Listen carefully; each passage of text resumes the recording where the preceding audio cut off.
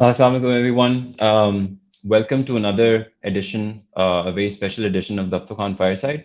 My name is Saad Idris, and I am the co-founder of Daftarkhwan. For those of you who aren't aware, Daftarkhwan is a network of co-working spaces spread across Lahore, Islamabad, and Rawalpindi. We have 5 sites and a community of some of the most brilliant, amazing entrepreneurs, professionals, freelancers, creatives, consultants, you name it. Some 1,500 strong and growing. And right now we're operating about 5 sites across 3 cities, and hopefully announcing another one very, very soon. So thank you for joining us for the session today. Through these sessions, the idea basically is to learn about the journey and about the story of the different entrepreneurs who are changing the world as we know it, especially here in the startup ecosystem here in Pakistan. Today, our guest is Salman Sattar, who is the CEO of Bagallery Deals. Salman, I think it's a pleasure, it's an honor for us to have you here today. And I think it's a very happy day for Bagallery and happy day for the startup ecosystem as well. So thank you so much for taking out the time. Thank you so much, Saad, for inviting me. Really excited to join this session, and also want to congratulate you also on doing some wonderful work, which I've seen over the last 2 years on in Daftarkhwan. Thank you so much. Really, really appreciate it. So Salman, for those of you who don't know, hails from Karachi, and but I think with the amount of time that he's now spent in Dubai, I think that boundary is becoming increasingly blurry, but still very much a patriot at heart. But and Salman brings with him, he's a veteran of the industry, in specifically in sales, trade marketing, and brands are concerned. And he's worked with some of the biggest names as far as the FMCG sector is concerned globally. He's previously worked in sales for Unilever, for Cadbury, and most recently for Friesland and Campina, where he was serving as the director for sales in their Middle Eastern region. Um, Back Gallery, I'm sure all of you are fairly familiar. I believe we have a lot of Back Gallery fans who are tuned in today as well, but is one of the leading e-commerce platforms here in Pakistan, and has been doing some really stellar work.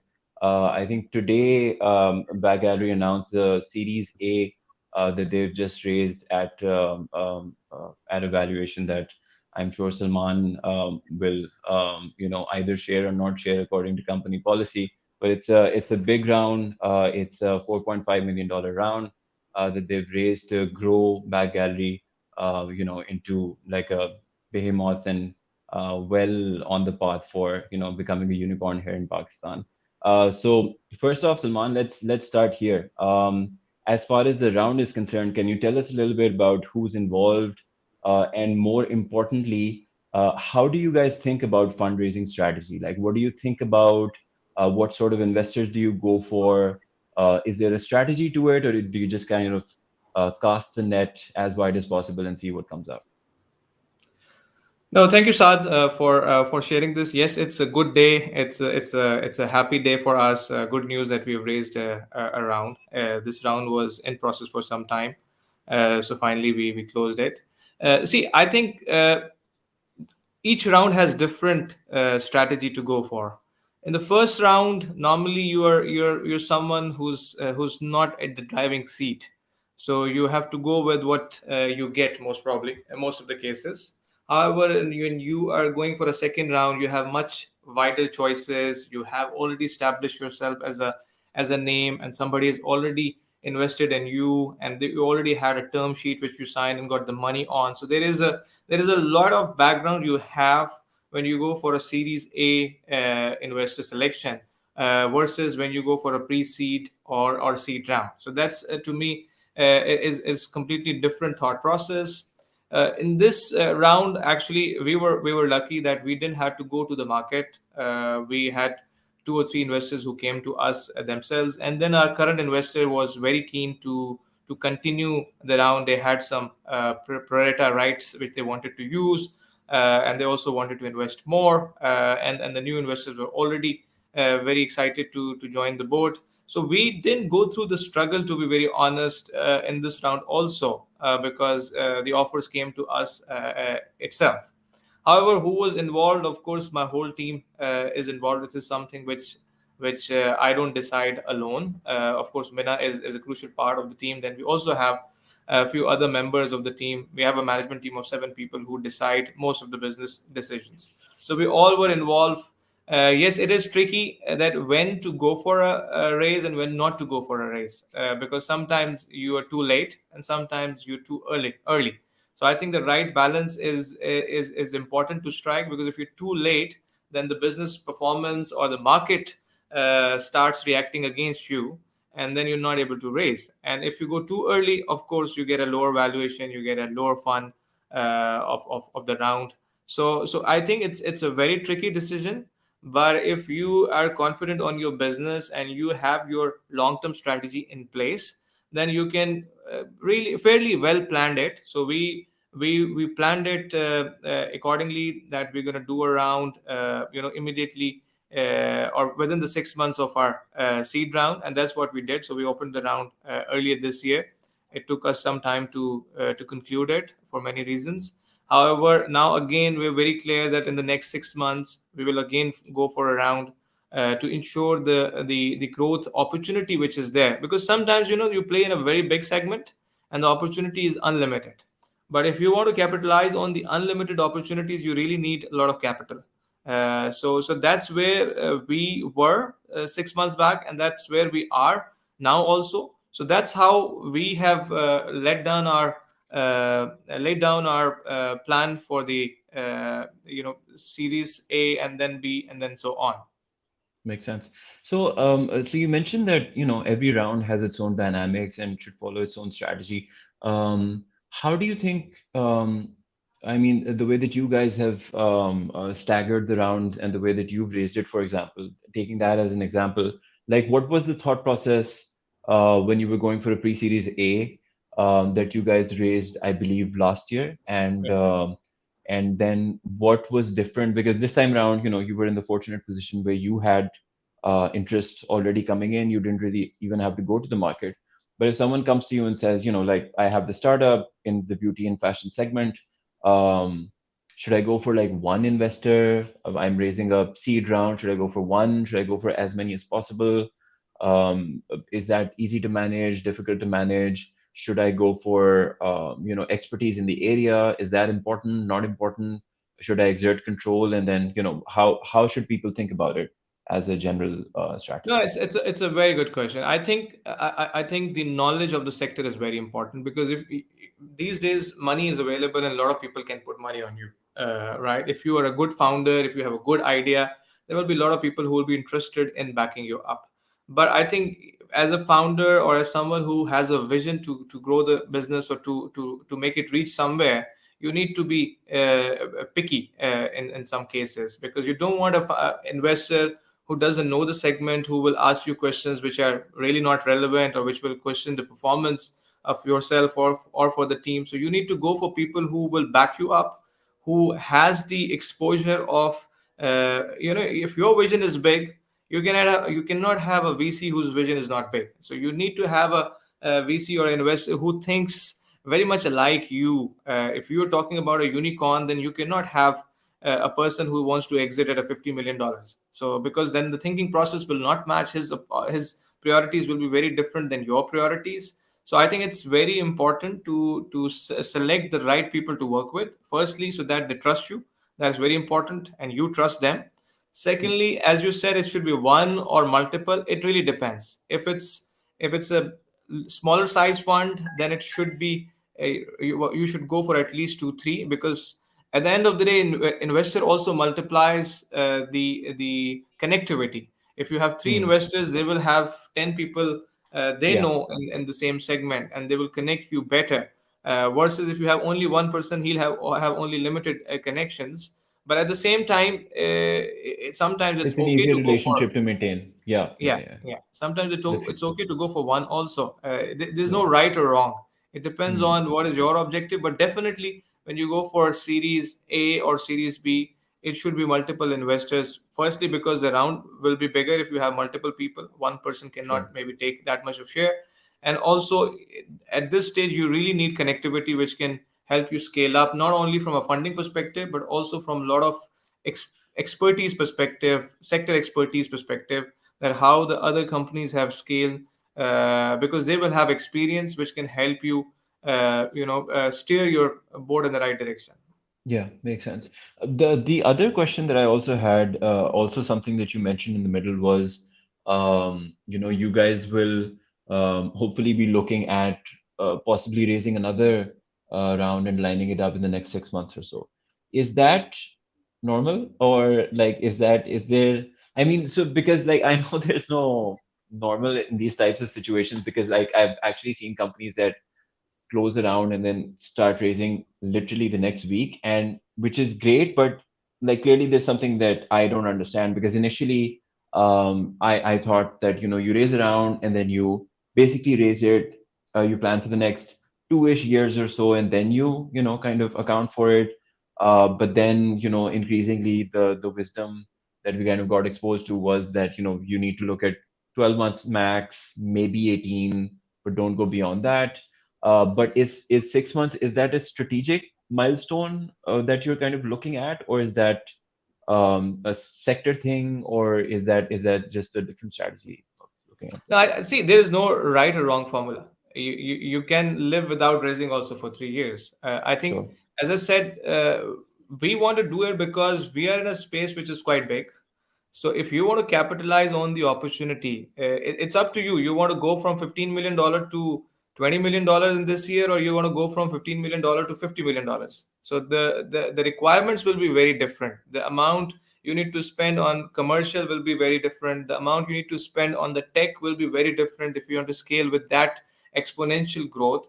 And then we also have some plans to maybe buy out few brands. So that, of course, requires a lot of capital also. So yes, it has to be strategized.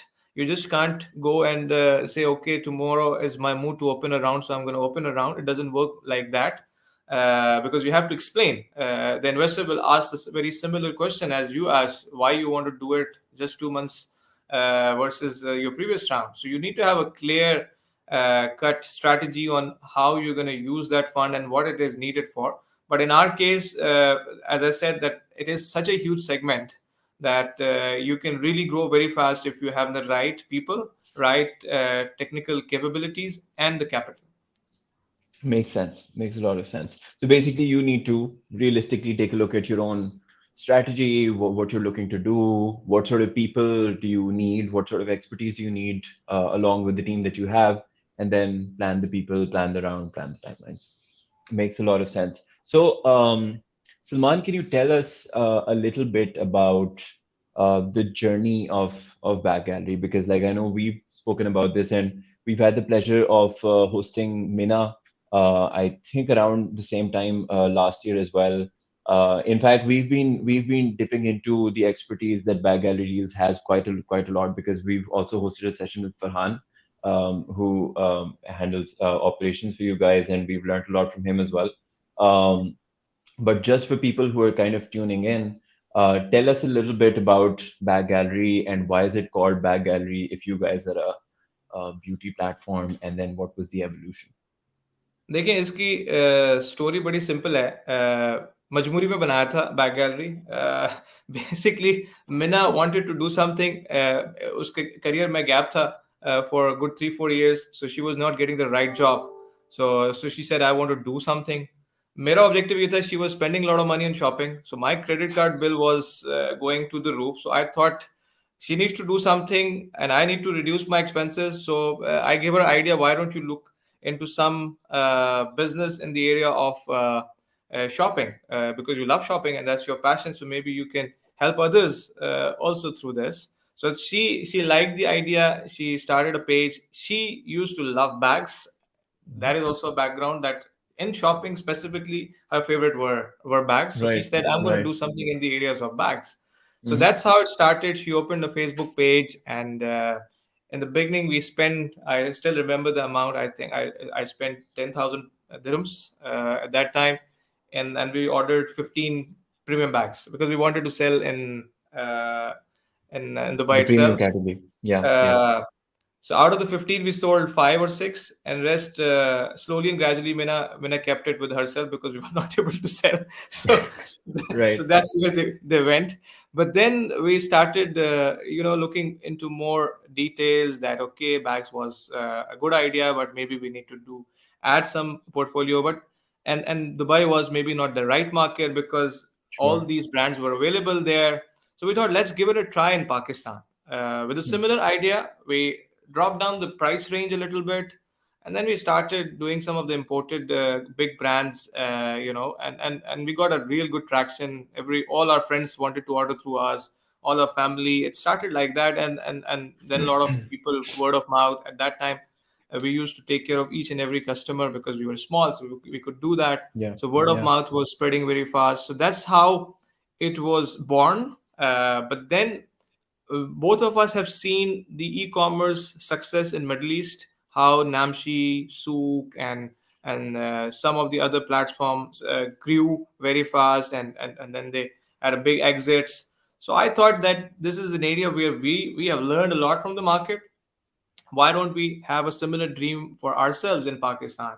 So then at that time we decided that we want to make something like this big in Pakistan, and that's where it became, I would say, a business case, and then it became a vision, and now we just year on year we are achieving those dreams. Now every time, just like Khan Sahab, as he said, think big. I also try to think big. I don't agree with all his strategies, but I think this strategy I always believe: think big, and Yeah. only then you Yeah. can achieve big. So every Yeah. time we keep changing the dream. So now the dream is even bigger, to make a unicorn in the next 5 to 7 years. So Inshallah. that's Yeah. what we're going to target. No, no, for sure. And we're all rooting for you guys. But so then you also mentioned that you guys switched from the Dubai market to the Pakistani market. And then I believe also switched from bags or bags only to beauty and cosmetics. Is that right? So like what Absolutely. was walk us through the thinking process there. No, it was more of an And experimentation mode. I right, think this is valid for a lot of startups, and I think we have a lot of good examples of that. One is ourselves, where we started into bags, and then we experimented into the beauty, and then we experimented into the fashion categories. So all three has worked very well for us, and now we're right. trying some home decor, and it's all doing very good. Another Wow. example is Airlift. I think look at where they started from, and where they're going. A completely different business model, business ideas. So I think you learn, and I Yeah. think you should not be stubborn to the idea itself. You should not be rigid. You should keep learning based on your experiences, and wherever you find opportunities, as far as it's in sync with your overall strategy and vision, you should keep doing that, and you should keep adapting that based on the environment. Makes sense. But so tell me about how do you guys strike a balance between um, what you set out to do, or let's say the mission that you put forward, or I mean, there's maybe two schools of thought to it, right? Like one could be that experiment, experiment, experiment, figure out what works, and do more of that, drop the other stuff, right? But is there a method to that experimentation? Is there an underlying theme that is kind of bringing you guys together? Or would you in the future, or even if in the past, if you had to, would you have experimented with absolutely any sector or any vertical? What are the rules of the game for you guys? I think it is important to deselect before you select. So we have Right. clearly deselect some of the segments. We don't want to do that. For example, food, traditional grocery, food business.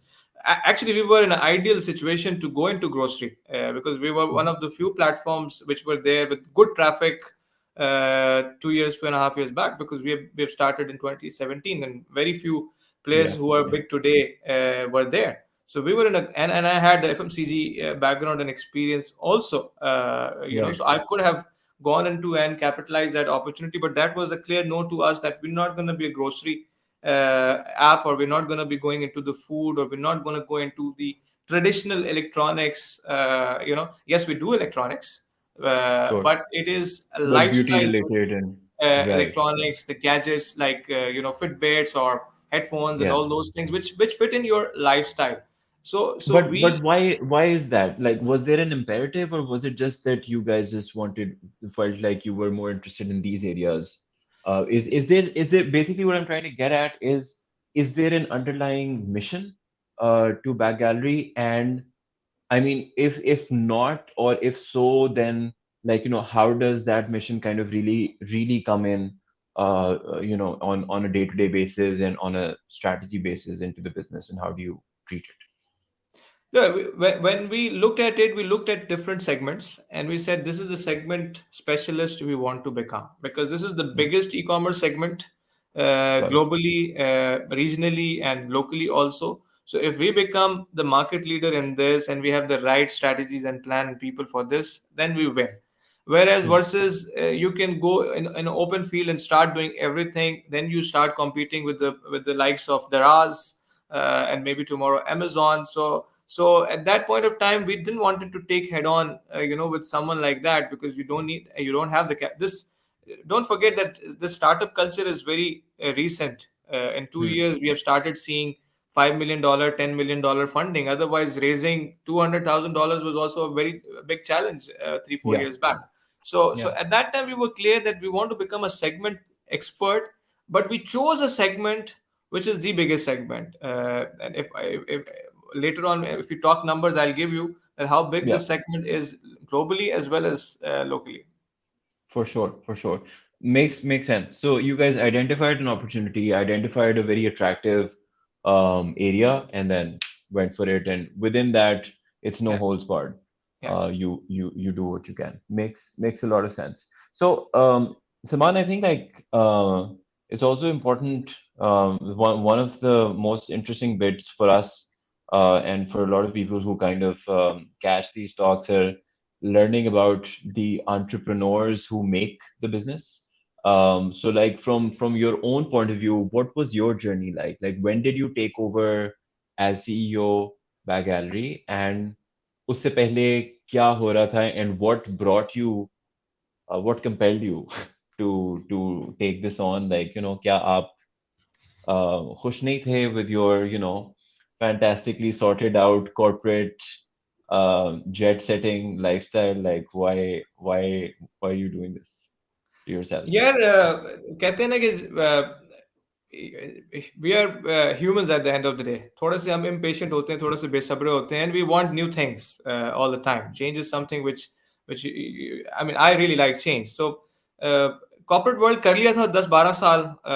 Really enjoyed it.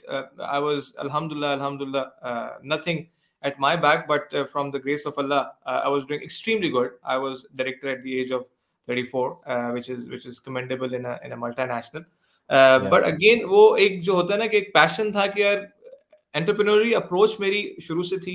I used to do a lot of new things in the company also. I'll always come up with new ideas. So I kept that journey going even in my corporate life also. It was not that I was not experimenting. So I always tried to experiment something new. Luckily, I had good bosses and good people around, and I had a good track record. So I had a lot of liberty in my job also, which hmm, most of the people doesn't get. So I was lucky from that perspective, and that kept me going of experimenting a lot of things during my corporate life also, and that helped me to take this decision. But unlike a tragedy, it was a very well planned decision. It was not hmm, something where I just woke up one day and decided to do it, because when you reach that level, it's not easy to leave. My everything was, as you said, everything was sorted, everything was paid for me. So there was a lot of savings I was making sitting in Dubai. So there sure, was no sure, yeah, need to take that kind of route. But again, I wanted to add value to the ecosystem. I wanted to have something back in Pakistan. Being out of Pakistan, it was always that I have to give it back to the society. So that was one, was that, the Pakistani inside me, that I wanted to do something in Pakistan so that I can create some value for people. So that was there. Other thing was that, okay, fine, very successful career, maybe another step or maybe two more step are there in the Sure. next 5 years. But what's then? Yeah. uh, so uh, I thought it's better to, say goodbye to it now. But we planned it out. Mina started this, we found traction, I kept mentoring her, I kept investing in her, and 2 years down the road we realized that the scope is quite big, and that's where decided 2019 Jan, I decided I'm gonna, do it for long run. And then it took me Hmm. 1.5 year to say goodbye to the company, because I had to Sure. make some savings to ensure that my kitchen keeps going. And at that time, it was not easy, because now fundraising is something which can happen in a 6 months track record. Yeah. Also, at that time, Yeah. I was expecting that it will take me 4 years to do Sure. these two steps, because Hmm. market was different, trends were different. But now, if you have a good idea and you have 6 months data with you, there are a lot of people Hmm. are there to help you out. So I think that cycle has fastened. So for today's entrepreneurs who are working in a corporate world and want to take such kind of decision, I would say if you have a fuel of 1 year in your Yeah. pocket for your kitchen, you can take the risk and try it out. What worse will happen? You'll Makes fail. sense. You can go back. Yeah. There's nothing Makes worse than that sense. which can happen. Yeah. But मेरे ख्याल से like I think you're also being very modest and diplomatic because I think increasingly as you go deeper and deeper into that uh, you know um, rabbit hole कह लें या into your career in general as someone who's working as such a successful executive and kind of transcended the region as well looking at multiple markets I think it also becomes like increasingly harder for people because you have a lot more on the line as compared to someone who's like fresh out of college. They have, Totally their whole agree. career in front of them. They can always kind of pivot or, shut The something system down, move sucks you something else. in. The system Yeah, sucks you in. yeah, yeah. So So how do you take the red pill? Like, I I mean, it's so you guys clearly, you were onto something and thoda sa you could see some maybe milestones forming in front of you as well. You could see some stability and growth coming in. But if one of your peers were to come to you today and say like, Salman, great stories, Zabardast, and like, I'm inspired I'm thinking about whatever, like, or I have this idea, and I'm thinking about submitting my resignation, and it'll take like 6 months to process, and उतनी देर में मैं ये कर लूंगा. Um, what would you say? Go ahead to everyone, or is there a I is think there a it has thinking a lot process to here? do, Saad, with the personality type you have. I'm Yeah, a high risk taker. sure. I do things with a very quick, decision making. I take risk. Uh, and if you are not a risk taker, it will be a very difficult decision, to be very honest, because there is a lot of risk involved in this, Yeah. because it might work, it might not work. But what I suggest to people who are risk taker, it's easy for them. But for people who are not high risk taker, I always tell them that, man, if you have a passion for something, there is no way you can fail. Yes, you might have to Hmm. adapt. It might take longer than what you have planned. If you plan something for 12 months, it might take 24. But if you have passion, if you are committed, dedicated, you'll find your way on the way. And but again, people don't do it. We don't do it. I didn't do it. Maybe I could have done it when I was 32, 33, but I didn't do it because you're scared from inside. What if it doesn't work? So I Hmm. think it takes time, it takes guts to overcome that fear. As I said, I was lucky. I had good people around me who guided me well, and then I could also see a light under the tunnel also. But when I was making that decision, the light was not there. So Yeah, I I was very clear that I'll have to take this risk. So of that's course. what my suggestion would be. Interesting. And you also mentioned something in passing, कि, like you've always been very entrepreneurial, even in the way that you worked. What does that mean? And is again, like, is everyone entrepreneurial, or can they be if they want to be, or like you said, if they're passionate about something? What does it mean to be entrepreneurial? Why is it important, even if you're working at some other place? See, I think everyone needs to explore himself, because if you don't find yourself, no matter how genius you are, at certain point of time you'll be lost. So you need to know what is your passion, what you love.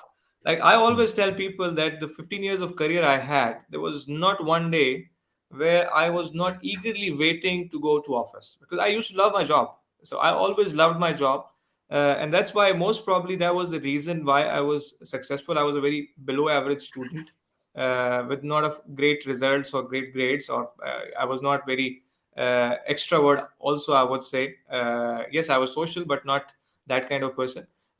So it was always, I was enjoying my work, and that's why I was able to give the best there. So you need to find what is your passion, and I think when it comes to experimentation, you have to do different things to find your passion. It's not that this was my first experimentation and it worked. I tried many other things and they didn't work. I have at least if you go through my Excel sheets, you'll find at least 10 business plans. Nine of them or eight of them I didn't try. Maybe two, three of them I tried, and this is where I got one which I liked, and I was eager enough to take a leapfrog jump. Most, tell us about your most, royal supreme disaster. Like, of the two, three things that you've tried in the past, like, did anything come to that level of execution where you tried it and it just kind of, crashed and burned? Because I think ye stories you बहुत जरूरी हैं. It's very important to kind of humanize the otherwise glamorize, TEDx Yeah. style, clapping only type wo, okay, like, oh, it's all smooth sailing in entrepreneurship and no sleepless nights and like chilling, but and round, series A here, series B there, and so on. So tell us about your biggest failure to date. एक तो मैंने आपको Do you बता have दिया, any मैंने वो confession? 10 bag order किए थे और उसमें से 15 बैग ऑर्डर किए थे, सिर्फ 4 ही बिके, 9 वाइफ को चले गए. वो दैट वो वाज हो सकता है वो हो सकता है that might have been a sabotage as well, so I think we might have to take Mina onto the call to to kind of dissect that या, a little bit as well. That's true, that's true. But so okay. उसके अलावा यार एक एक दफा मैंने just out of curiosity, Ali Baba thing and Amazon thing, कि आप कुछ भी मंगा लें अमेजोन पे बिक जाता है. So I ordered Yeah. 200 phone covers, just like that. Alibaba बैठा हुआ था, मैंने कहा आज कर देते हैं ये, Yeah. $200 जा रहे हैं, जाने दो. Busy रहेगी. तो मैंने Yeah. $200 की जो है ना वो 200 मंगा लिए. Phone वो आ yeah. गए, 2 महीने तक मुझे टाइम नहीं मिला कि मैं उसको अमेजोन पे रजिस्टर कर दूं. वो तीसरे महीने वो फोन ही बंद हो गया आना, से वो 200 के 200 काटने पड़े. So, there are a lot of stories like this. Yeah, Yeah. yeah. But you live and you learn. बहुत ज़रूरी है ये भी. But so actually, how's it been? You guys are, like this power couple who's built this business from scratch, and obviously, Mina's brainchild. She's brought it to this level, and now, you've taken on the leadership as well. And I think Mina's also chiming in that she also remembers, I think, the phone covers. But so working together, like, how do you guys, like, how is the experience? Because I know a few people, very close friends of mine as well, who swear by the rule that we will never work with friends ever, because like there's just too much on the line, right? And like, I kind of disagree. But like, how do you guys manage? Like, do you guys think about it overtly that here are the rules of the engagement, or you just kind of go with the flow and figure it out? No, I think रोज Would you सुबह लड़ाई recommend it to other होती है. people? रोज सुबह लड़ाई होती है, रोज शाम को भी लड़ाई होती है. But yes, I think there certain rules you have to set.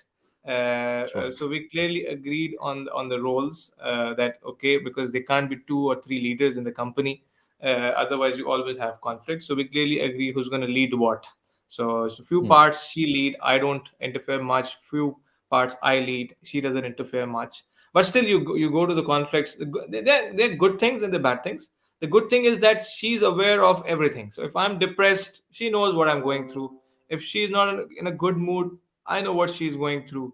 So your exposure to each other, is good, and you know together what is at stake. Because when you are doing a separate job and your spouse doesn't know about it, she doesn't care most probably, what you're going through in the office. She does most probably, but she cannot feel it.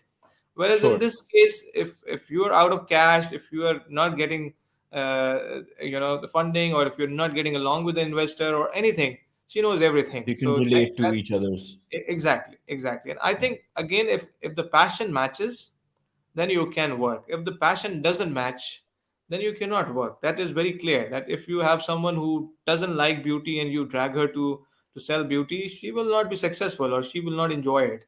So I think that's where it was easier for us. Maybe in a different project, we wouldn't have worked together. If Sure. I was running another business plan, she wouldn't have been with me in that. But because in this, she had a passion for the beauty, fashion, and skincare. I had a passion for e-commerce. So that Sure. match worked very well. Right. Very interesting. So with that, like in hindsight, I'm very glad that the phone covers thing didn't take off, because that would have would have been a totally different story altogether. Another Yeah. very interesting thing about the way that you guys have built the business and grown it to the juggernaut that it is now, and hopefully even bigger in the future, um, is that both of you are I think up until this point have pretty much been managing this remotely, if I understand this correctly. So tell us a little bit about the business, because if I'm not wrong, the operations are primarily in operating out of Karachi, and that's where the bulk of the team is as well. But you guys are primarily in Dubai and shuttling. So how do you manage that, and how do you, in such a young company, typically, like, being hands-on from the founders, having a lot of FaceTime with the entire team, being in close proximity, because the SOPs are still kind of a little fuzzy. They're also being defined. How do you guys manage that? How do you think about it, and how have you navigated that to coming to this level where you're at right now? No, very, very interesting question. Very good question. Most probably, if I would have been living in Pakistan, I wouldn't have done that trust factor in it, because I was lucky to have people who are extremely trustworthy, and they have, even my credit card details are with 7, 8 people in the company, and I've never had in the last 4 years, a one dirham here and there. So we were lucky to have a team whom we can trust. And honestly speaking, me and Mina have done nothing, literally nothing. It's all the business has been established by this 6 people team, which is there, and you know few of them yourself. So these are the talented people we got on board, and that's where most probably my corporate experience comes in place. I always believed in having a great team who will produce great results, because there are some leaders who want to hire average people because they are insecure. I always wanted to hire people who are better than me so that they can perform and then they can take my place. So that was a thought process I had always, and that's where I was able to bring in good people. And how I was able to bring in good people was through my vision and inspiration. That you have to Hmm. sell vision, you have to inspire people to become something big. And I tell this 6 people that I don't want to see you in Bagallery after 5 years. I want you to have Hmm. your own startups after 5 years. So that was the Sure. thought process in my mind, and that's what I still believe in. And that's how I got very good people on board. But I think it's not that we're completely remotely managing it. I travel a lot Sure. now, especially after the funding. I left the job, so now I'm fully into Back Gallery. So either I am on the Zoom call throughout the day with the team, or I'm physically there on a weekly basis. So on a weekly basis, 3 days I spend in Karachi office, and then 2 days, 3 days I spend in Dubai. So Right. that's how Right. we have been managing. But again, hats off to the team. In that, Yeah. of course, we have lost a lot of things also because the controls were loose. We had challenges of customer service also. So we had a lot of challenges because of that also. But I think if you have a good team, they know how to pull it off. Sure. No, no, that's actually pretty interesting, because one particular pain point that almost all companies have here in Pakistan traditional businesses actually a lot more so than some of these startups and some of these tech companies, but pretty much across the board is that people say they don't find trustworthy people. And I'm sure, like there's some element of luck in it as well, as far as, you guys have been able to kind of develop this fantastic all-star team. However, I also think that you also kind of set the tone Trust is somehow, and you earned. also kind of, sorry, Sad, trust is earned. Trust is not given or taken. Trust is interesting. earned. So Yeah. how So do you first do that? you have to give trust to people by giving them authority, by giving them power, by giving them, if you have not given them authority and power, and then they don't do right things, what do you expect? So Sure. I think first is you have to give them that. Okay, go and experiment, go and do things, and we'll see what happens. I'm at your back. कोई बात नहीं करके देखो. So how many people do that in our traditional system? Where by the way, I still don't sign any document. It's all the checks, or everything is signed by the local team. And I've Mm, never signed any check up till now in mm, 4 years. So mm. you have to give trust to people to get it back from them. I think Interesting. that's where the society struggle, and that's why I said if I would have been in Pakistan and being in that a mindset that no, I don't have to Yeah. trust anyone because Yeah. somebody will bite me back. Hmm. It doesn't work. It doesn't work. Yeah, and that's true. And like, you see this with a lot of companies that the day the boss isn't around, nothing happens, and everyone's just kind of trying to, I think, trying to kind of take the system for a ride. And it's the same people. You put them in a better environment, you put them in a better place.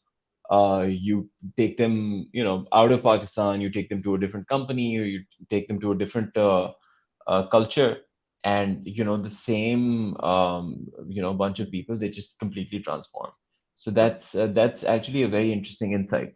So you basically look at trust as kind of like an investment currency, like Absolutely. you put something in Absolutely. and it comes back. Absolutely. Very interesting, very interesting.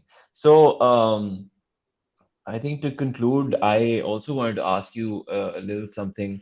The PR that came out this morning that announced the investment round for Bagallery. At the very end, you guys had a very interesting soundbite at the end. I think as part of your quote, that founders of Bagallery believe that beauty and fashion will have 3 to 4 unicorns from Pakistan in the next 5 to 7 years.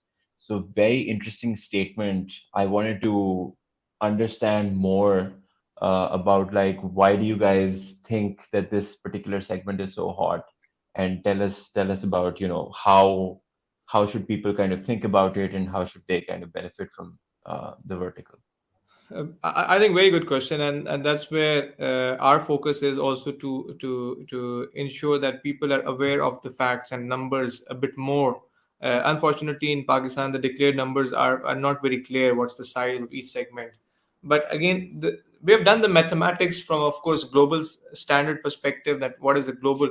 For example, if you see globally in the fashion and apparel and beauty segment, almost in US 33 to 34% of the total segment sales come from e-commerce, and that's the biggest.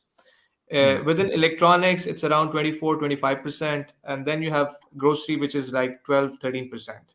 Hmm. So you can clearly see that this is the segment, and of course I'm not taking into the travel part. Travel is almost 80-90% now Sure, sure. is digital. Yeah, Travel is completely different yeah, segment, and this. So if we see this, this is the easiest where people switch, because especially when you have good return policies. Actually, return policies can be a killer. I can give you some yeah, numbers of some of the big companies, because they say that we take return without any question or anything. So now what people are doing, they order 3 shirts in the different sizes, and they know it exactly that while they're ordering that 2 will be returned because they only want one. So they just want sure. to order all 3 of them. They'll try whatever fits them best, they'll keep it and return the other 2. So the returns Yeah, are very high for some of yeah, the yeah. companies because of this flexibility. But this flexibility also encourage people to buy online rather than going to the stores and No, and that's and very get. important. And like as a consumer, like, the first time ever I bought a pair of shoes online, and that was the only reason why, because I knew that the business model or the product basically allowed me that, we'll Yeah, bring it to you. If it doesn't fit, don't worry, we'll take it back. I knew yeah, I liked the shape, but I didn't know if it would fit me because, true, it's always, true, and same with Warby Parker style true. models and Zappos as well, that, Yeah, I mean,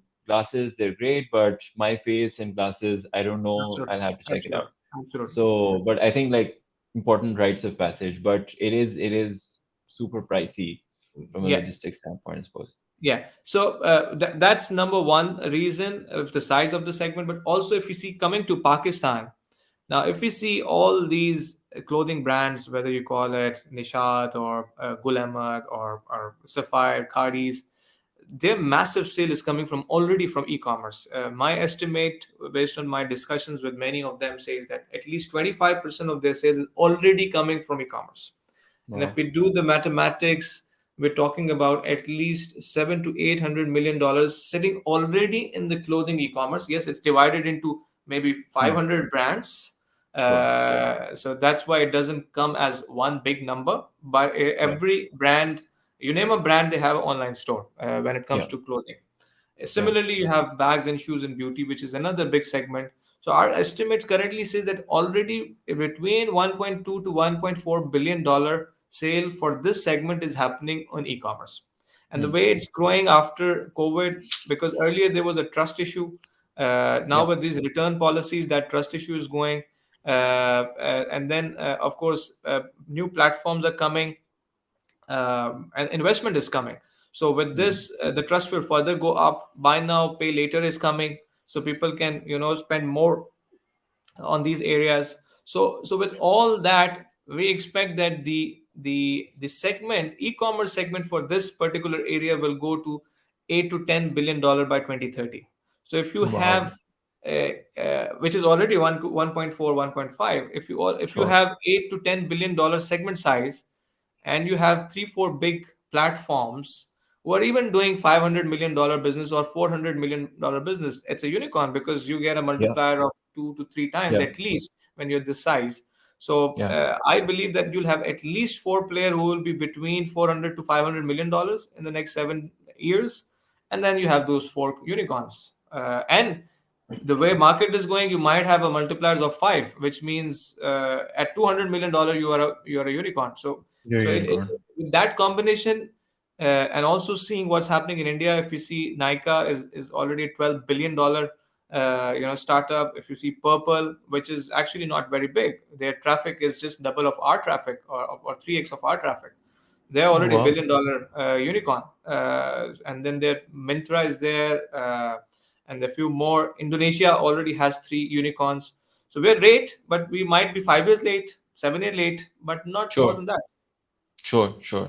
No, this is super, super exciting. I didn't know that there was that much latent potential, but this sounds really, really amazing. I Before we go into questions, I want to take a second to just thank you once again for taking out the time to kind of speak with us.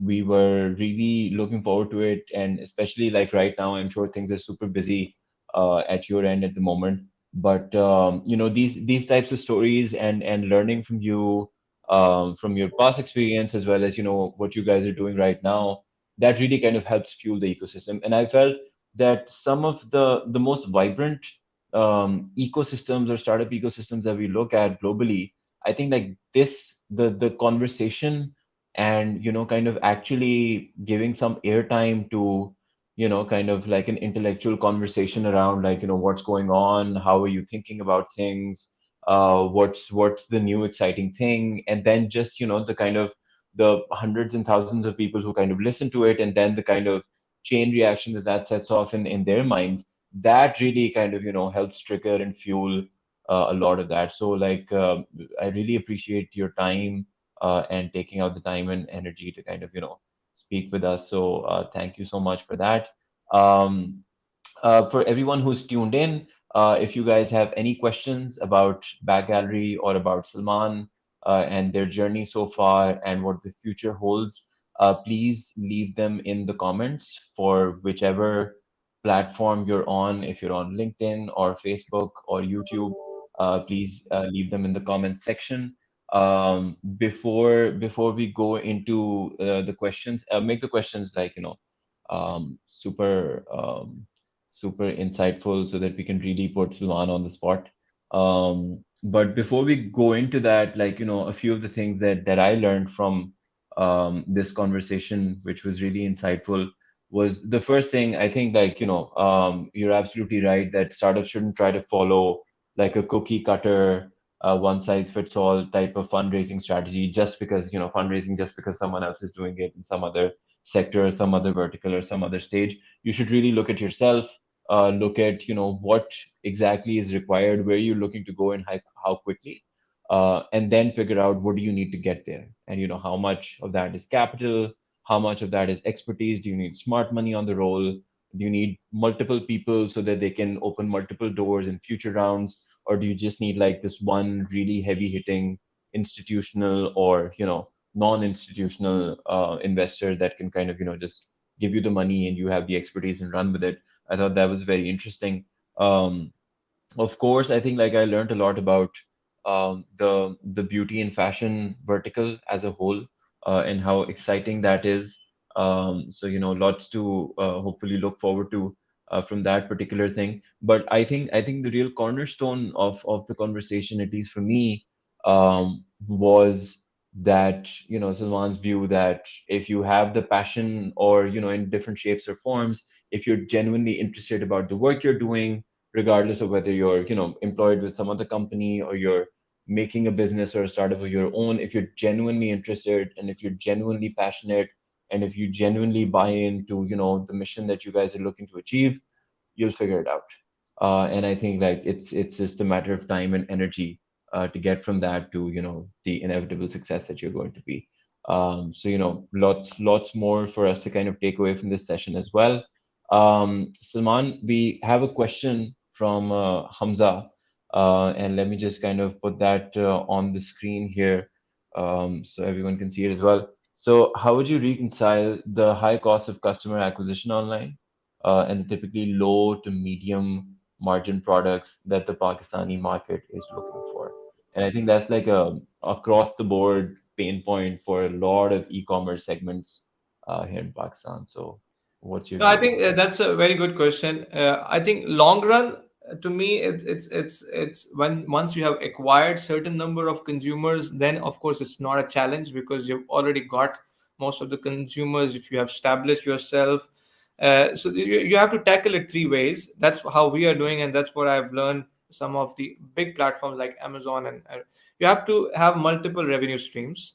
So one is, of course, if you see Amazon, they have the margin, but they also have a lot of advertisements, and then they have also a lot of campaigns, and then the cloud solution they have brought. So they make money from multiple sides, and the retail margins will never be enough for them to run such kind of scale business. We are in a very similar situation, and that's where and within the retail part, there is of course the branded stuff where the margins are very limited, 5%, 10%, 15%. It depends what you're selling. If you're into electronics, it will be less than 5. If you're into beauty, it will be 15. uh, but that's where the role of private label comes in, which can, because then the margin is all yours. Right now today there is a good 30-40% margin which is sitting with the most probably with the supplier who's making the product, and then you have your 15, and then of course that's there is still the total value chain has a significant margin, but you get very limited of it because you're a retailer. So if you have your own private label which can contribute to 25-30% of your business, then you can make 3x the margin, and that helps you to bridge the gap of the total margin for the company you are running. But again, that margin will never be enough, so you need to have some other forms of in generating revenues, whether it is advertisements or some other facilities. Like we do a lot of campaigns, sponsorships for the website. So those things will help to balance it out. But very good question. Interesting. So diversification is the name of the game. Makes sense. We have another question from Faryal, who's probably one of your higher um, revenue customers, high brand loyalty situation going on here. And she's basically asking, what is the next big brand, beauty or fashion that we can expect from Bag Gallery in See, in 2026? beauty, we are doing most of them anyways. Yes, whatever is available in the market or are willing to, we also work directly with a lot of international brands and we buy the stuff from them and then we resell it in Pakistan as authorized reseller. So in beauty, I think we covered significantly. You'll find some of the good brands and watches which we are working on to bring on board some good brands on bags area also. We're also going into the clothing aggressively. So in that area also you'll feel some changes. We're also working on one influencer shop project that will have a lot of difference. And I think one thing which I didn't mention, since this question came in, as this is seeing is believing, and that's where the Southeast Asia is e-commerce is booming based on at the back of live stream sales. Just the way we are doing live stream, Interesting. we also do live Interesting. stream sales where we showcase the original products. So whatever doubts you have in your mind, how the product will look like and how it will look at when you wear the bag or when you wear the shirt. So we are Sure. moving more and more into the live streaming. We do it once in a week at this point of time, but we might do it more often. So that's a interesting project we are doing for innovation, I would say. Very cool, very cool. So lots to look forward to. Saman, thank you so much once again for your time and for your insight and expertise. We're so happy to be, kind of talking to you on this fantastic day, and so happy for Bag Gallery as a whole and for all the success that you've had, and really rooting for you guys, and kind of looking forward to the journey all the way through to unicorn status very, very soon, inshallah. Inshallah. Thank you so much, Saad, for inviting me. It's pleasure to be here. I thoroughly enjoyed the discussions backstage as well as front stage. I think you guys are doing amazing work with this concept of co-working space. So I wish you a lot of luck, and really it was a lot of fun being talking to you, and I hope I was able to add some value to the people who are listening. But really, thanks a lot for inviting me and giving me chance to be here. Again, I would like to thank my team because they are the ones who have really made us stand here we are today, where we are today. It's not me and Mena, trust me. Again, it is those people. Unfortunately, they do not come too much on the front because, of course, everybody cannot do everything. So we do more of the PR part, but I will make sure that they are engaged in these kind of activities also a bit more so that people know the real faces behind the success, not just me and Mena. For sure, for sure. So big shout out to the Back Gallery team as well. And thank you so much. And looking Thank you. forward to hosting you guys again, hopefully Inshallah. together this time, very Inshallah. soon, maybe There with will the be a lot next of round. fights then on the on We'll the we'll live we'll stream. make it a 2 hour we'll make it a 2 hour marathon or something. No, no, we We don't can fight work that through some much. issues. It's peace at home. Okay. Okay. Okay, Fantastic. thank you, Thank you Saad. so much, Saman. Take care.